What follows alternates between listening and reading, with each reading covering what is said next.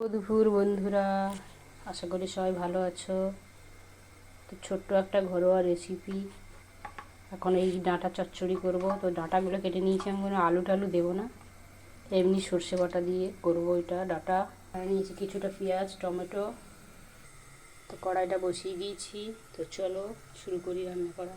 তো তেলটা গরম হয়ে গেছে, আমি একটু শুকনো লঙ্কা ফোড়নে দিয়ে দিচ্ছি। কালো জিরেটা নেই, আমার শেষ হয়ে গেছে, তো তাই ফোড়নে আর কিছু ইউজ করবো না, শুধু শুকনো লঙ্কা আর পেঁয়াজ কুচি দেবো। পেঁয়াজগুলো হালকা স্লাইড ভাজা হয়েছে, আমি এর মধ্যে এই ডাঁটাগুলো দিয়ে দেবো।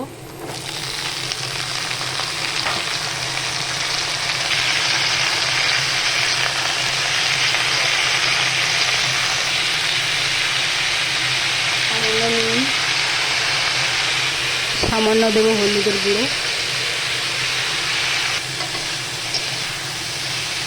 আর একটু জিরের গুঁড়ো দিয়ে দিয়েছি স্বাদের জন্য। তো এবারে দিয়ে দিলাম টমেটোগুলো।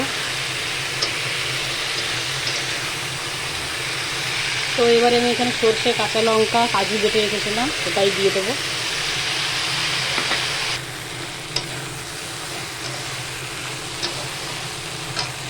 তো এবারে সামান্য জল দিয়ে দেবো। তো ঢাকনাটা খুলে দেখি, আর সিদ্ধ হয়ে গেছে ডাঁটাগুলো। তো সামান্য একটু মিষ্টি দেবো। তো চলো, রেডি হয়ে গেছে ডাঁটা চচ্চড়িটা। কেমন লাগছে বন্ধুরা কমেন্ট করে জানিও।